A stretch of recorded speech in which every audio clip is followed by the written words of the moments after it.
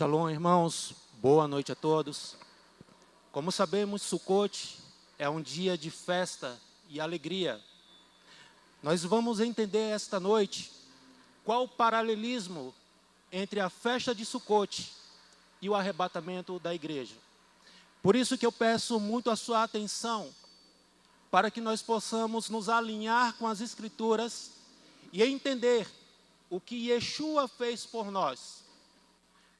Essa festa é o último apontamento profético para o retorno de Yeshua. 7 festas acontecem anualmente. São ciclos que se abrem no mundo espiritual. A primeira festa, a festa de Pêssar, da Páscoa. A primeira festa da primavera.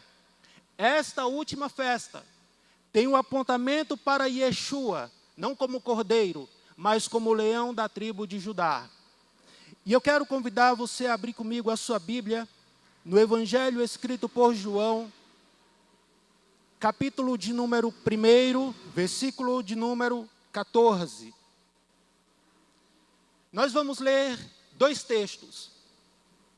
Esse primeiro texto é uma chave hermenêutica para abrir a porta do entendimento sobre o arrebatamento da noiva do Cordeiro. Evangelho escrito por João, capítulo de número 1, a partir do versículo de número 14. Todos acharam? Diz o seguinte: e o Logos se fez carne e tabernaculou entre nós, e contemplamos a sua glória, como a glória do unigênito do Pai, cheio de graça e de verdade. O Logos tabernaculou entre nós. A palavra aqui é eskenos, no grego. Vamos agora para Apocalipse, o último livro da Bíblia, capítulo de número 7.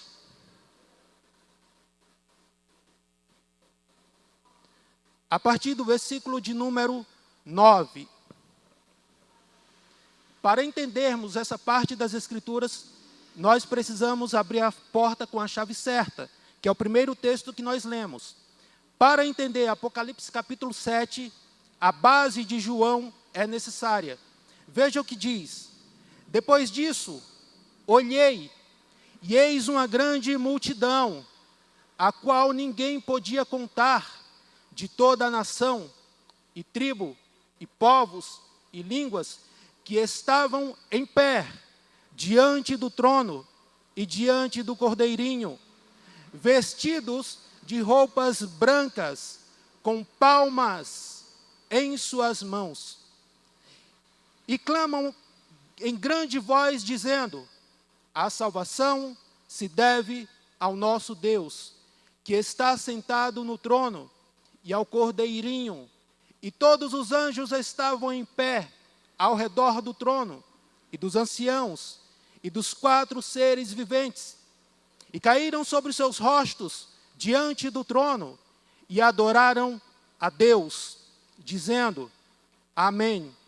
A bênção, e a glória, e a sabedoria, e a ação de graças, e a honra, e o poder, e a fortaleza a nosso Deus, pelos séculos dos séculos.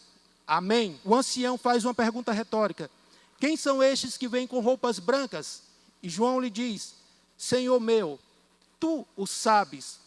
Disse-me: estes são os que vêm da grande tribulação, e lavaram suas roupas, e as branquearam no sangue do Cordeirinho. Por isso estão diante do trono de Deus, e lhe servem dia e noite em seu santuário.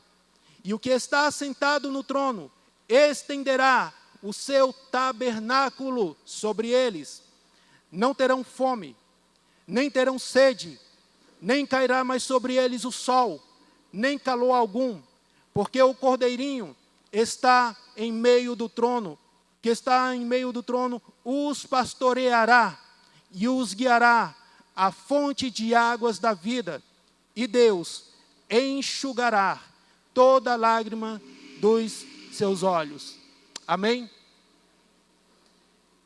Falar de tabernáculo, irmãos, diante do primeiro texto que nós lemos, João está fazendo uma citação lá do primeiro capítulo e os primeiros versículos do livro de Gênesis.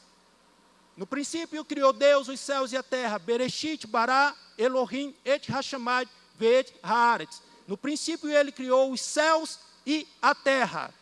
A terra, porém, era sem forma e vazia, e o Espírito de Deus pairava sobre a face das águas. A terra aqui, ela está sendo formada por Deus. Por isso que ela estava sem forma. Deus está trabalhando para dar forma ao que ainda não existia. No texto em hebraico, o texto hebraico aponta para a primeira criação de Deus. O texto em hebraico, Bereshit bara Aleph Tav, que quer dizer que antes de Deus verbalizar para criar todas as coisas, ele cria o alfabeto hebraico para poder verbalizar e tudo vinha à existência. João está dizendo que no princípio era o Logos, a palavra que foi verbalizada para trazer à existência tudo o que veio a existir. A intenção primária de Deus era construir um tabernáculo no Gan Éden, o jardim do Éden, e ali colocou o ser humano. Ele coloca o ser humano para ser o sacerdote deste tabernáculo. E a história nós já conhecemos, no capítulo de número 3, quando a serpente vai tentar Eva, fazendo-a comer da árvore do conhecimento do bem e do mal. Naquele momento, irmãos, Adão falha em cumprir a sua missão. E por conta disso, ele não pôde cumprir o propósito eterno de Deus. Qual é o propósito eterno de Deus? O propósito eterno de Deus não foi salvar a humanidade. Ele diz para Adão qual seria o seu propósito eterno. Quando ele diz para ele, multiplicai, sejam férteis, ou seja, expanda esse reino para manifestar a minha glória no tabernáculo. Adão, então, ele fracassa em cumprir o propósito eterno de Deus. Naquele momento, Satanás achou que interrompeu para sempre todo o propósito de Deus. No entanto, o que ele não sabia é que Deus, já prevendo a queda do homem, ele já havia preparado o cordeiro para a reparação do dano antes da fundação do mundo. Então, Adão e Eva, falham no cumprimento de expandir o tabernáculo de Deus. Deus, então, em toda a sequência bíblica, ele vai lidando para construção de tabernáculo, mas para construções de altares, para que um tabernáculo fosse erigido ali, Deus utilizava-se sempre de sacrifícios de animais. Até no dia que ele chama Abraão para sacrificar o seu primogênito chamado Isaque, para subir ao Monte Moriá. Ali no monte, Deus já preparava a construção do Mishkan, o tabernáculo, para ele se manifestar. Então, quando Abraão sobe, na hora do sacrifício de Isaque, um anjo brada dos céus e diz, Abraão, não faças mal ao menino, porque agora eu sei que temes a Deus. Um altar estava sendo edificado ali, porque a Bíblia diz que havia um cordeiro amarrado, e Abraão sacrifica aquele cordeiro que apontava para Yeshua. E você pode me perguntar, aonde está na Bíblia que aquele cordeiro representava Yeshua? O próprio Yeshua responde, quando ele diz que Abraão viu o meu dia e se alegrou. O Eterno estava compartilhando com Abraão naquele momento o sacrifício do seu filho, que seria o tabernáculo, para manifestar a glória eterna de Deus. A festa de Sucote, ela está amplamente relacionada com 3 tipos de colheita. A primeira colheita, chamada de Habicurim, faz referência as primeiras colheitas dos primeiros frutos. Esta primeira colheita, ela acontece no dia de Pentecostes, ou Shavuot, representando Yeshua como primícia ressuscitando entre os mortos. Segunda colheita, faz referência a Shavuot em si, que era onde havia as primeiras colheitas dos primeiros frutos. E essa segunda colheita, ela só se encerrará quando a noiva for ao encontro do noivo nos ares. A terceira e última colheita faz referência aos rabiscos da terra. Isso nos aponta para a terceira e última colheita, ou seja, a última colheita de almas que acontecerá em detrimento do arrebatamento. Quando nós vemos que o Eterno envia Moisés para o Egito, para tirar o seu povo de lá, quando o povo peregrina no deserto, então é dada uma ordem para eles, para que fosse construído um Mishkan, um tabernáculo, para que o Deus de Israel pudesse caminhar entre o povo. A criação daquele tabernáculo já representava Yeshua. A ordem para criar o tabernáculo foi a seguinte: o tabernáculo será criado virado para o nascente do sol. Por que isso, Deus? Porque o sol era um dos deuses que era adorado lá no Egito. O deus Ra, responsável por guiar os passos dos faraós.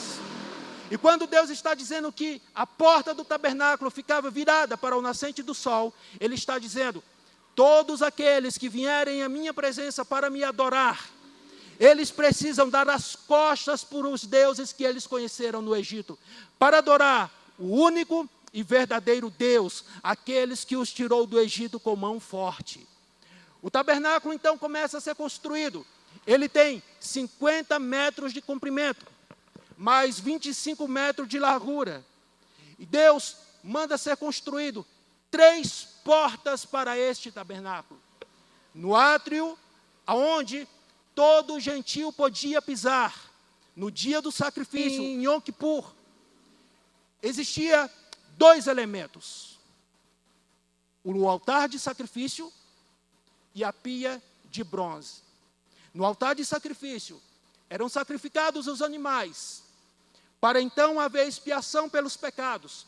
Na bacia de bronze, os Gadol Kohen, os sacerdotes, eles lavavam seus pés e as suas mãos por conta do sangue derramado no altar.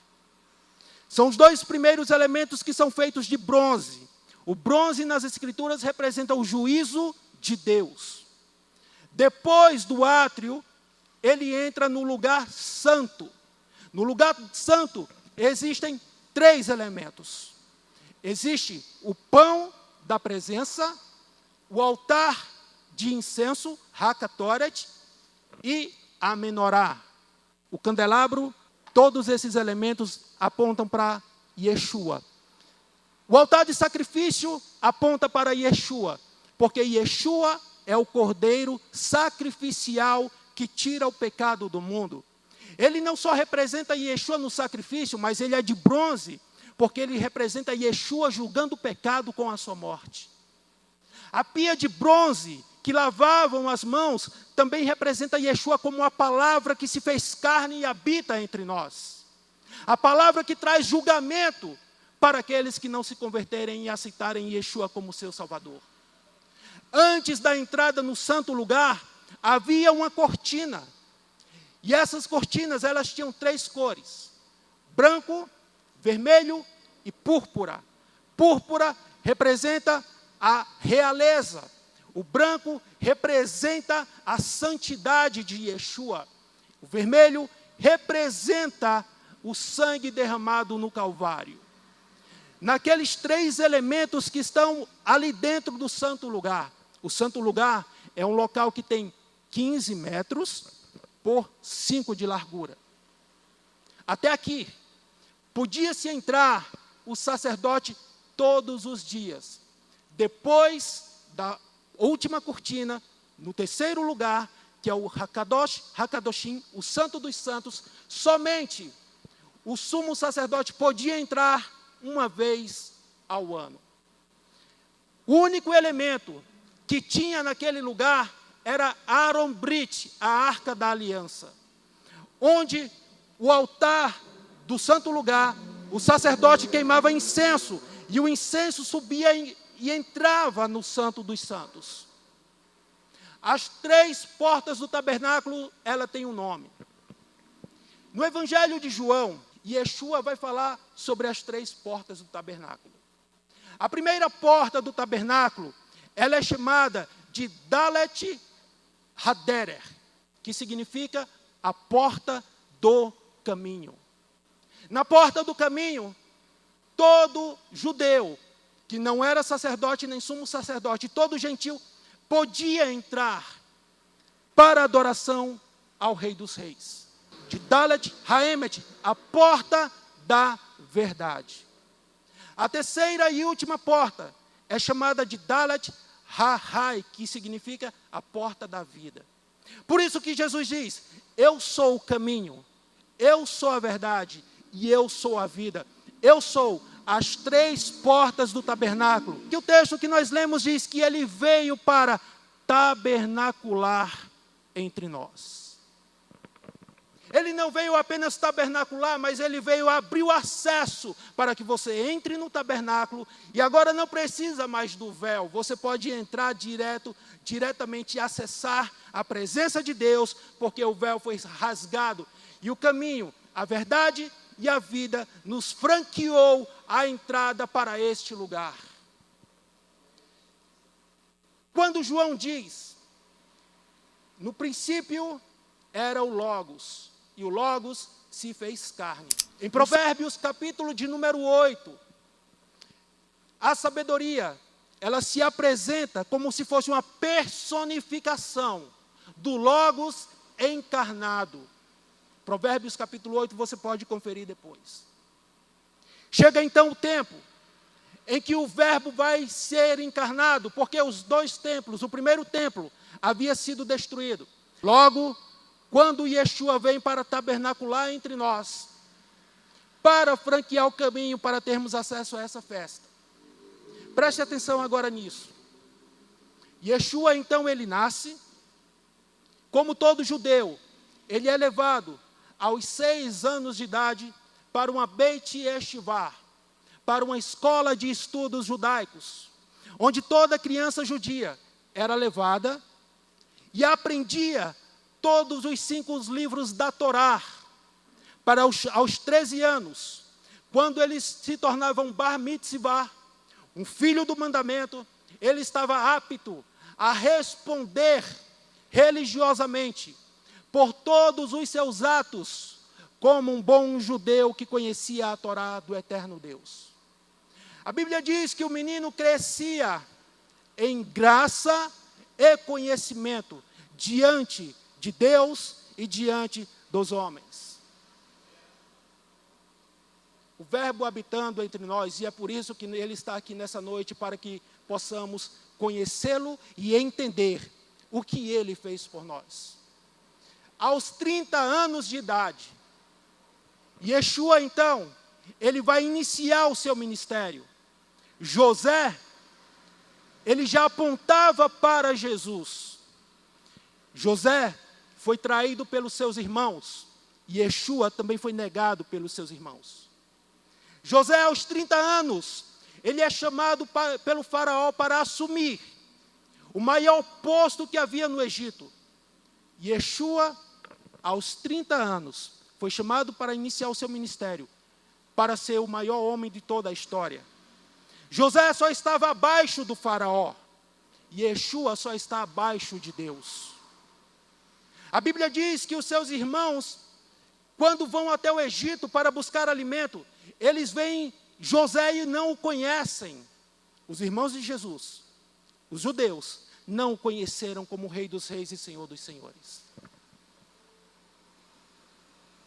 Diante disso, vemos que Yeshua, quando inicia seu ministério, convoca os 12 discípulos para caminhar com ele, para revelar o propósito eterno de Deus, a expansão do reino de Deus na terra, que hoje nós estamos dando continuidade a essa expansão. Primeiro ano do ministério de Yeshua é chamado do ano da iniciação. Segundo ano é chamado do ano da aceitação.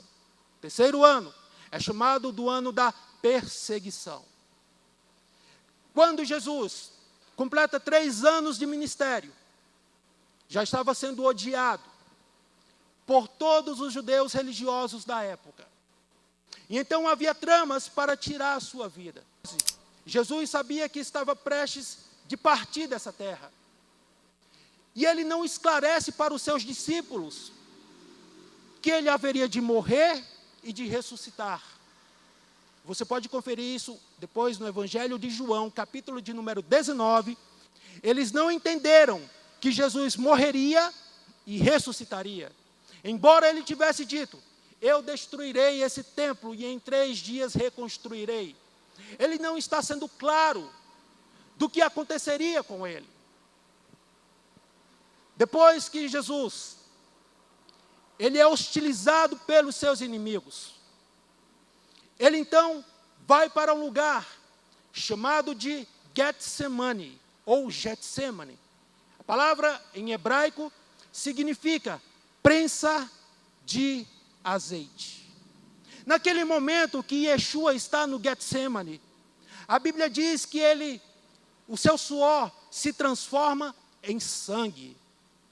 Dentro da medicina, esse fenômeno é chamado de hematroidrose, que quando a pele se torna tenra, tamanha a pressão que havia sido sofrida. Logo, quando o seu suor se transforma em sangue, porque ele está sendo prensado, amassado. João, capítulo de número 19, mostra então que Judas, o traidor, ele vai até os sacerdotes para levar Jesus para ser preso. E ele diz, aquele que eu beijar na face, este é o homem. Por que que aconteceu de eles tramarem para pegar Jesus na madrugada e não durante o dia? Yeshua, ele era popular, e a sua popularidade enchia toda a terra de Israel. Se ele fosse preso durante o dia, um grande motim se levantaria para impedir que Yeshua fosse preso. Então eles arquitetaram, espera todo o povo dormir e vamos atacá-lo na madrugada. Então eles vão até Yeshua, que participou com seus discípulos da última Pessah, da última Páscoa.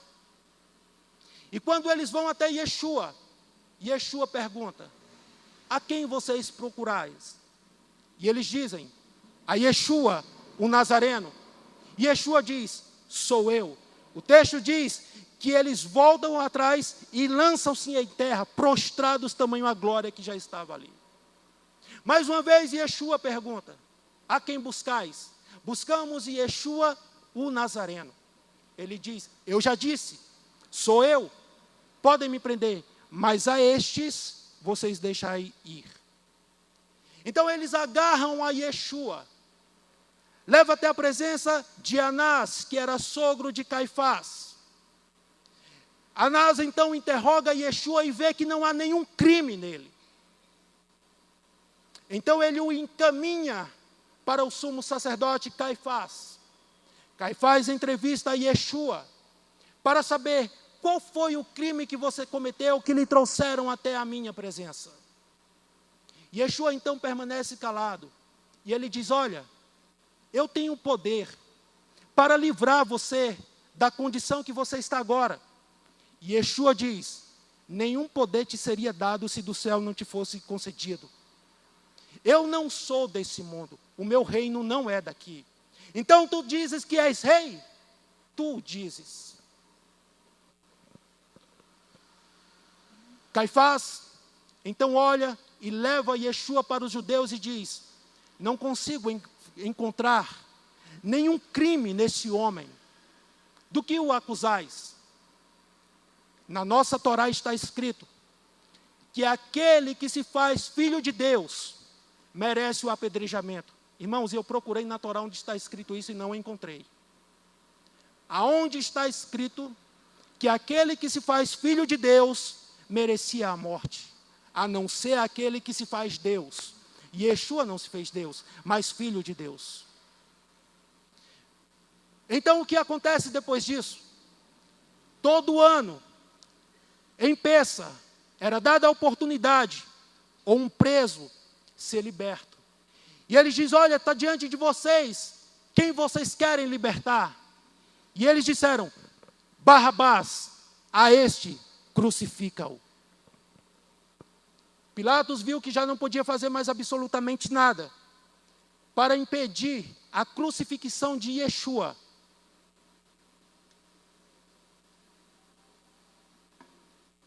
E então, os soldados o pegam para levarem para ser torturado.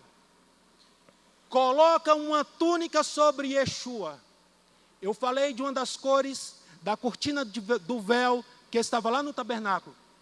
Se você olhar na sua Bíblia, no Evangelho de João, a túnica que é colocada sobre Yeshua é uma túnica de cor púrpura, a cor da realeza. E eles tecem uma coroa de espinhos e colocam sobre Yeshua. Levam Yeshua para um lugar onde alguns criminosos eram açoitados. E aqui vai se cumprir a passagem de Isaías, capítulo de número 52, os últimos versículos, que diz que ele estava tão desfigurado, que se tornou irreconhecível. Eles levam Yeshua para este lugar. Havia um pilar reclinado, eles colocavam a vítima, como esse púlpito aqui, eles colocavam a vítima amarrado, e tinham uma arma em suas mãos, chamada de flagelo. Flagelo era um cabo de madeira, mais ou menos nesse tamanho, com 12 tiras. E em cada tiras dessas, haviam bolas de metal e pontas de ossos. Quando Yeshua estava no pináculo, o soldado com todas as forças desferiram o primeiro dos 39 golpes nas costas de Yeshua. Quando o primeiro golpe tinha encontro com a sua carne, os ossos entravam em sua pele, e ao puxar, pedaços de carne eram arrancados. Os golpes eram nas costas, no abdômen e na face. São 39 golpes, com todas as suas fúrias. Você imagina, pontas de ossos entrando na carne, pastor Gabriel, e arrancando pedaços de carne, no rosto, no abdômen e nas costas. Yeshua naquele momento já não tinha forças mais para nada. É então obrigado a levar a cruz. Só o patíbulo, a história diz que pesava 100 quilos.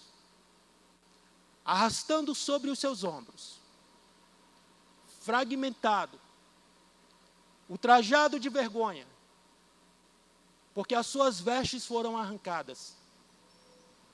O texto que você vê dizer que Yeshua conheceu a vergonha da cruz, a imagem que você vê de um Cristo na cruz, despido, e apenas com uma faixa cobrindo as suas partes íntimas, não corresponde à verdade histórica dos fatos.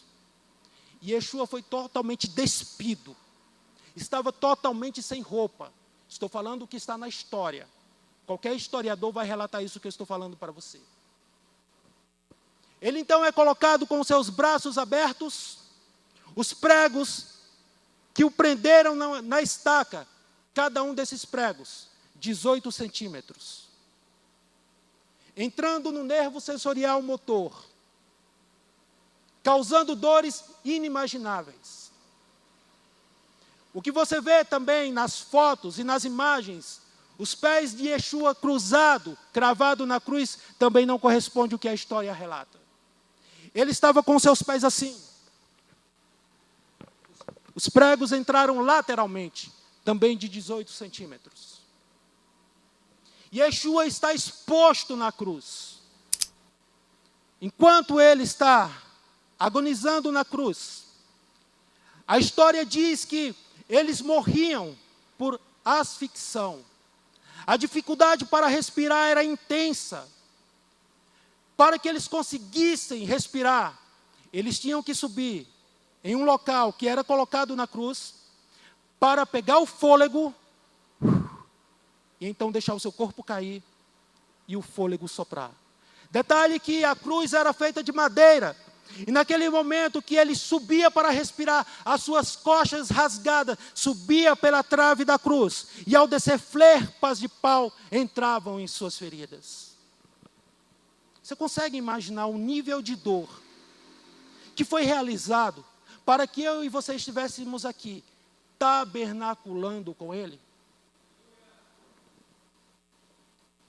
Nós estamos aqui não mais no átrio, nós estamos aqui diante da santa presença, como diz Hebreus. Entramos com ousadia e confiança na presença de Deus, a fim de recebermos favor em tempo oportuno. E por isso que Ele está aqui, através do seu Santo Espírito. A Bíblia diz que às 3 horas da tarde, quando Yeshua está lá, tinha uma placa em cima da cruz. Aquela placa continha a descrição dos crimes que aqueles que estavam sendo crucificados estavam pagando por eles. Por exemplo, se era um ladrão, estava escrito, ele roubou e por isso está sendo crucificado. Se era um assassino, ele foi um assassino e está sendo crucificado por isso. A pergunta é: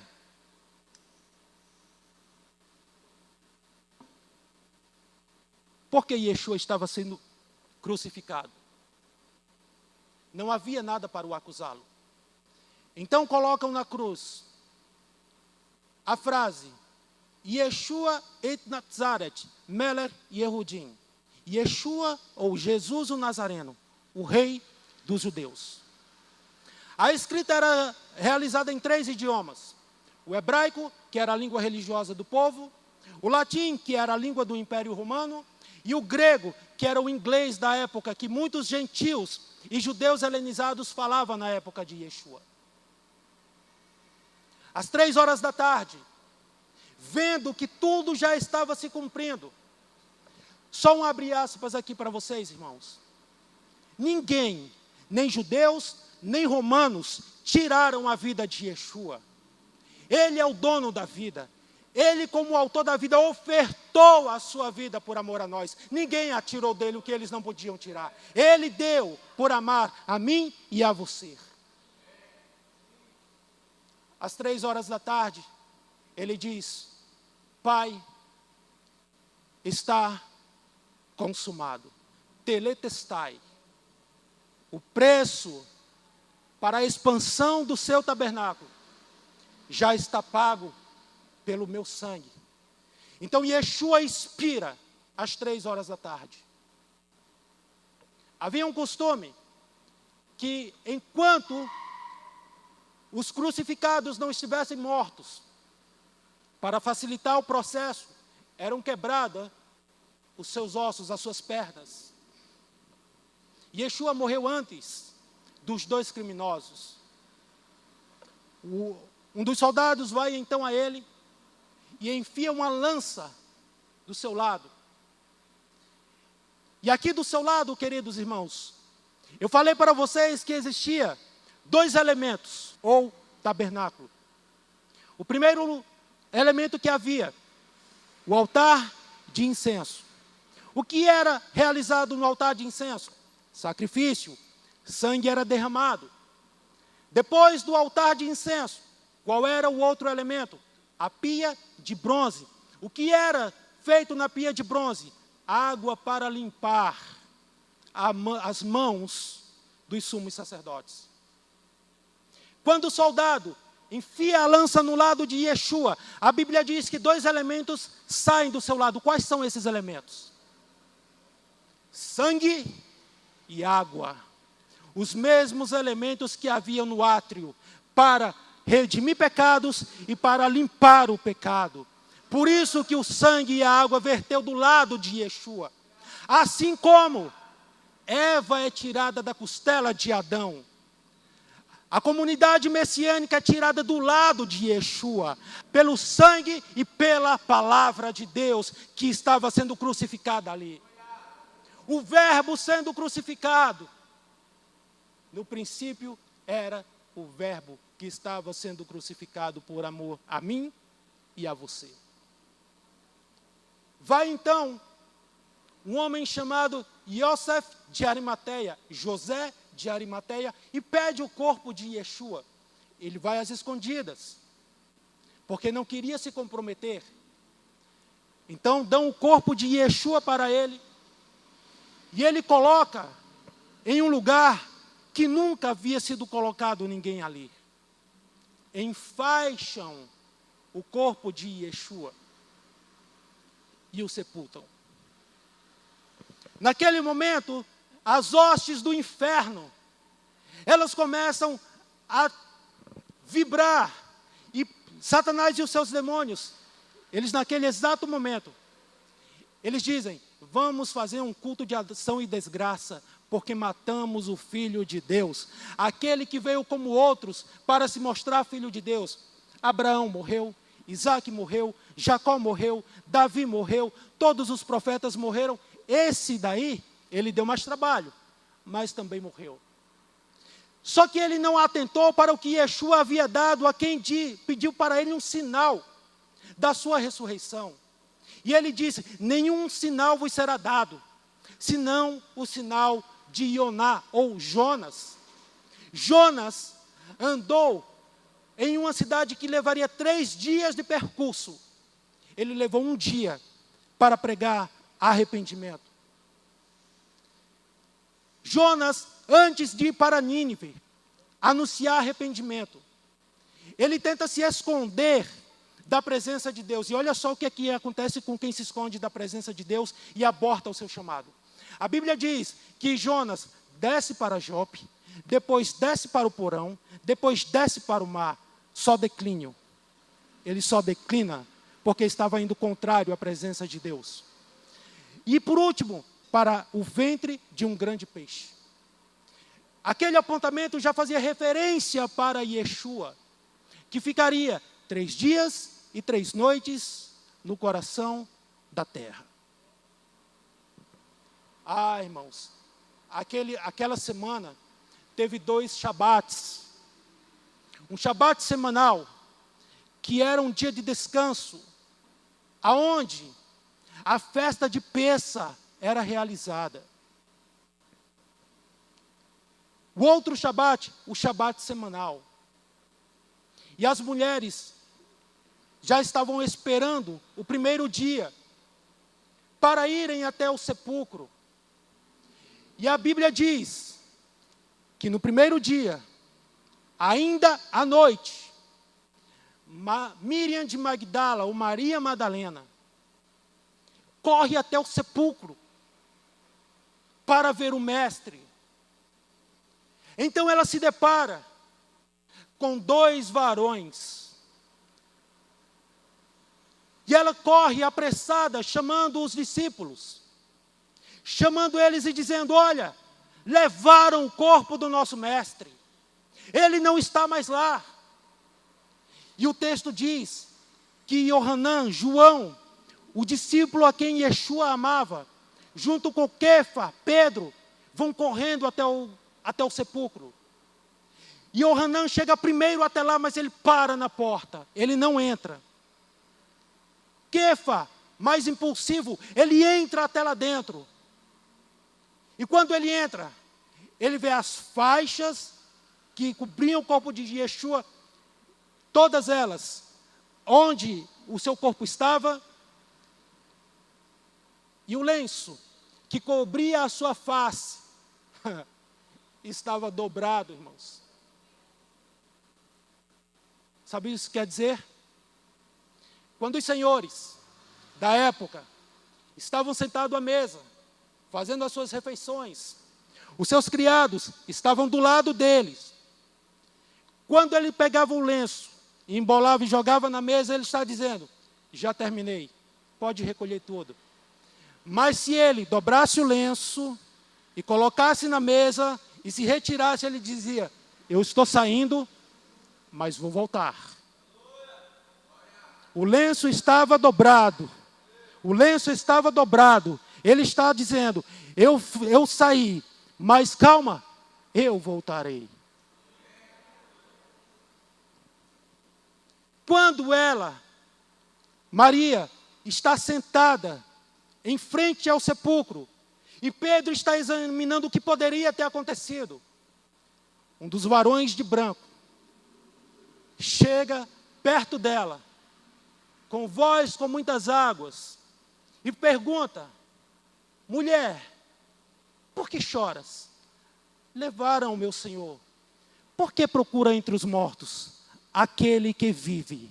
Aquele que vive, aquele que vive, aquele que vive. Porque ele vive, podemos crer no amanhã.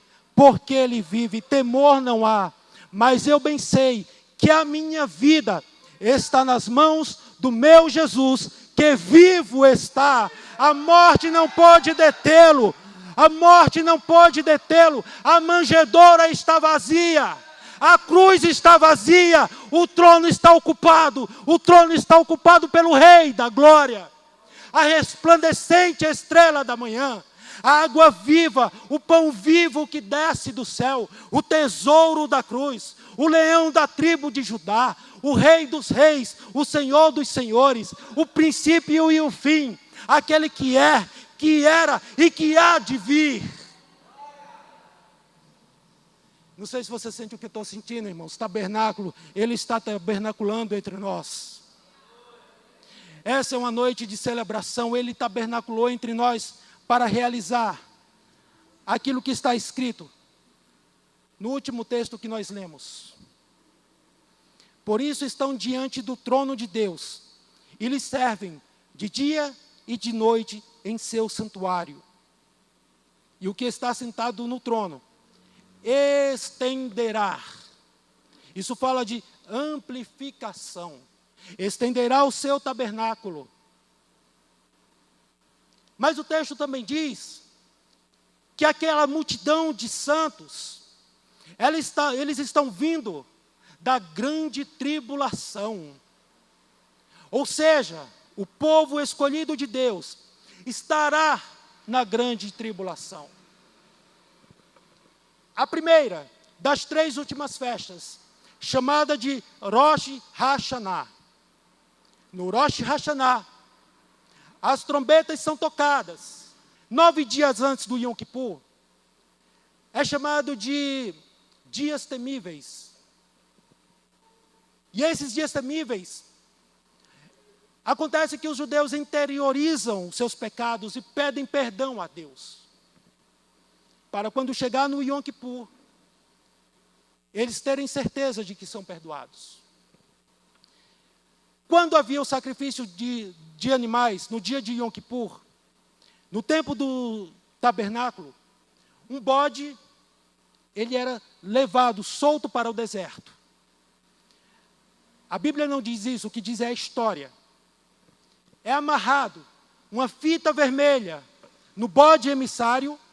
Eles quebram uma fita, amarram um pedaço da fita no bode emissário e outra fita no umbral da porta do tabernáculo.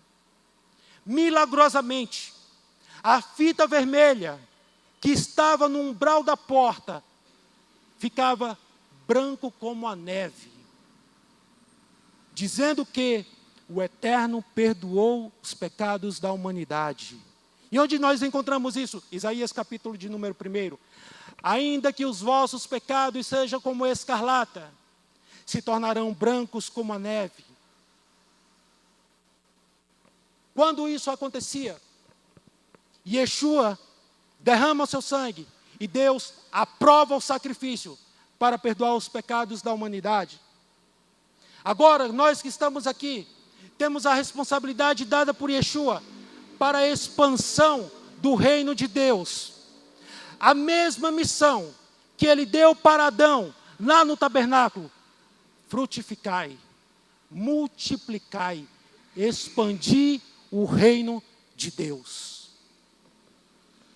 É por isso que nós estamos aqui, porque o sangue que foi derramado na cruz nos proporcionou a graça de estarmos em sua presença e expandir e levar o seu evangelho do reino a todas as nações. Irmãos, nós não temos a menor capacidade de dizer ou marcar dias e hora para a volta de Yeshua. Mas eu lhe digo com toda convicção, biblicamente falando, Yeshua voltará no período entre Yom Teruah e o final de Yom Kippur, entre Yom Kippur e o dia de Sukkot. Por que eu estou falando isso? Vamos às razões. Qual o sinal que será dado para o retorno de Yeshua? Trombetas serão tocadas. As trombetas só são tocadas no período de Rosh Hashanah e Yom Kippur, convocando o homem para o arrependimento. Paulo fala que ao soar da última trombeta, porque 4 trombetas são tocadas. Quantas trombetas? 4 trombetas. 4 representa porta. Veja só, quantos homens foram jogados na fornalha? 3 homens. Mas Nabucodonosor não viu apenas 3, ele viu 4 homens. A porta aberta para ocultar os 3 jovens de serem consumidos pelo fogo. A 4ª letra do alfabeto hebraico, na escrita, que era um pictograma, um desenho, representava o batente de uma porta, número 4. A Bíblia fala de 4 cavaleiros do Apocalipse. Nós temos 4 estações. Nós temos 4 pontos cardeais. Cada estação que finaliza dá início a outra estação. Isso é o fim de um ciclo para o início de outro ciclo. 4 trombetas são tocadas, 3 são tocadas para a convocação do arrependimento e a última, fechando o ciclo, fechando a porta para o arrependimento, quando a 4ª e última trombeta é tocada, irmãos. A Bíblia diz que os céus se abrem e Yeshua vem glorioso, porque está escrito na sua coxa, Melech HaMalachim, Rei dos Reis. Então ele vem, não montado em um jumentinho, quando ele entrou lá em Israel, e jogavam palhas de palmeiras diante dele e gritavam: Hosana, Hosana, Hosana, salva-nos. Mas agora ele não vem para salvar, ele vem para arrebatar.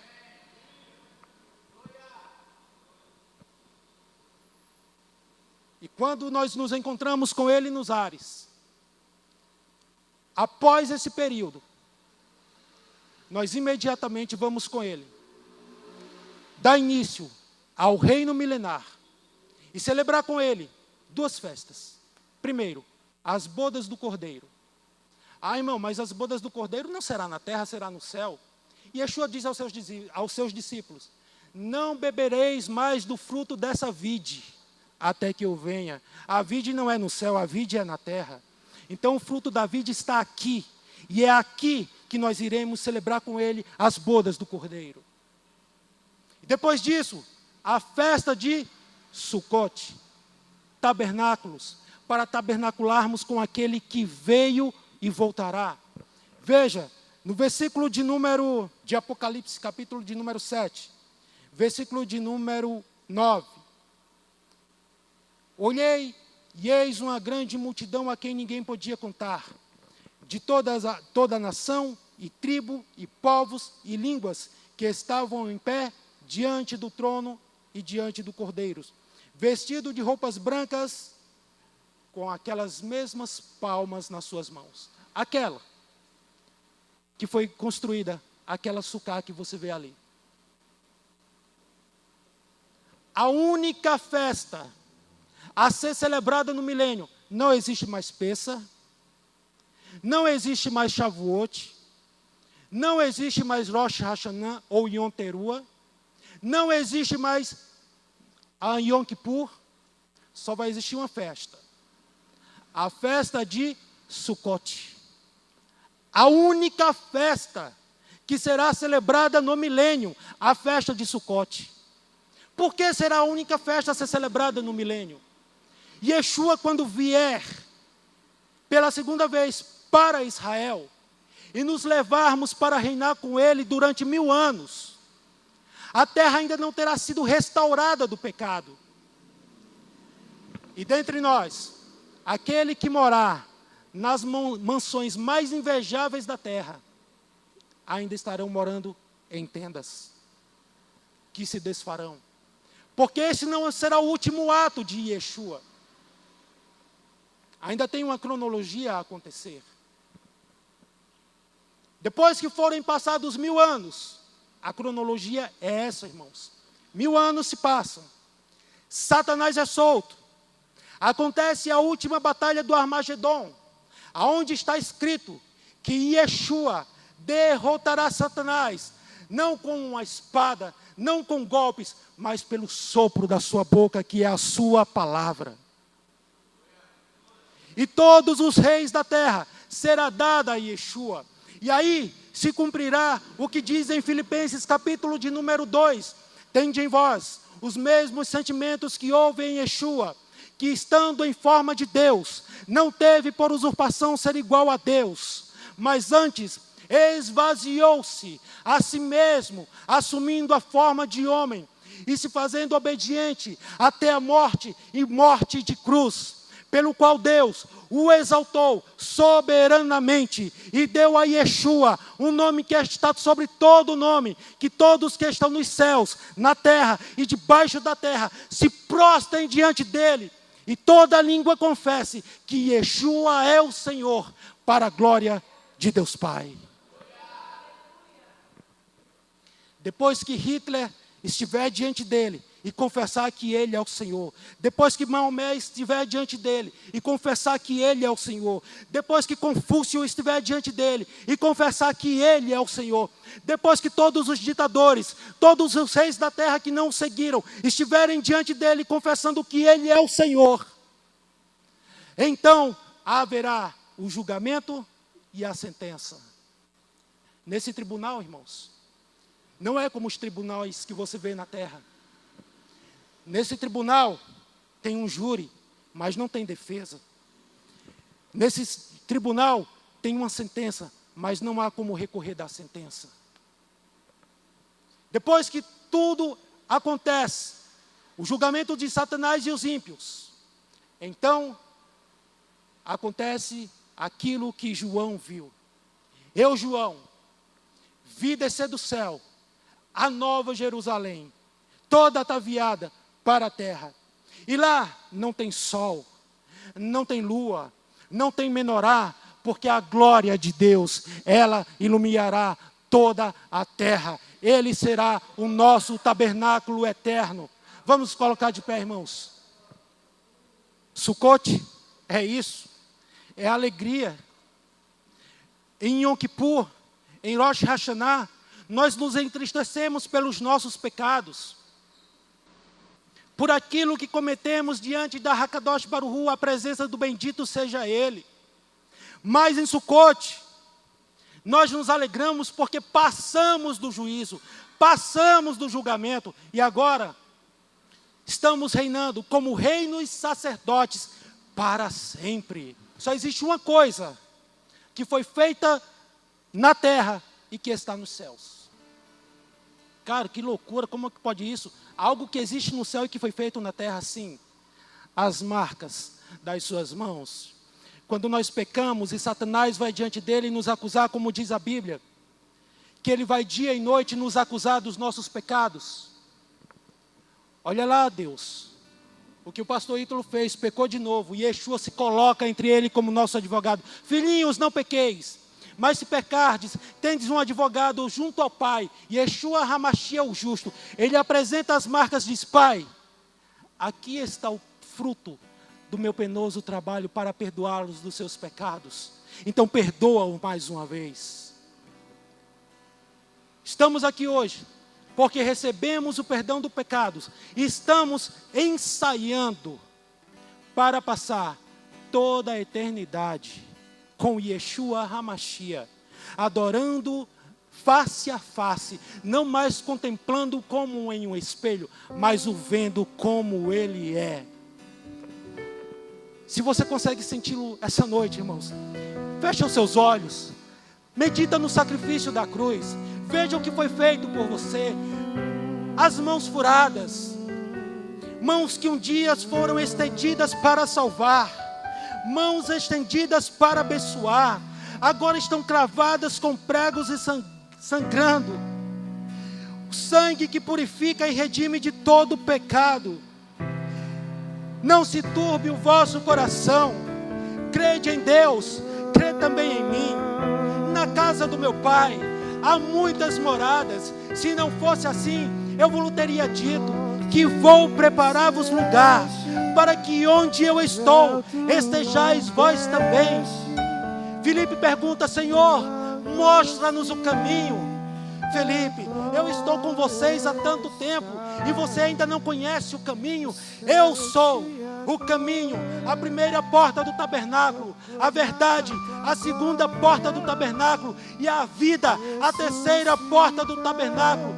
Quem vem a mim, eu jamais lançarei fora.